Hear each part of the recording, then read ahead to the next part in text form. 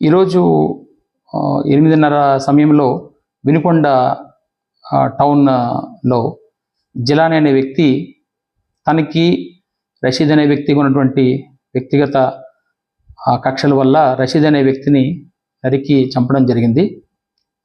ఇటువంటి చర్యలు ఏమైనా కూడా ఎక్కడైనా ఏదైనా రిపీట్ అయితే చట్టపరంగా చాలా కఠినమైనటువంటి చర్యలు తీసుకోవడం జరుగుతుంది.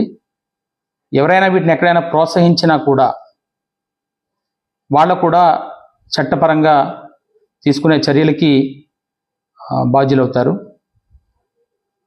రేపు పట్టణంలో కూడా ప్రజలందరికీ కూడా ఈ విషయాన్ని తెలియజేస్తున్నాము. అందరూ సంయమనం పాటించాలి. ఎటువంటి నేర చరిత్ర ఇకపై కనబడినా కూడా అది ఉపేక్షించడం జరగదు.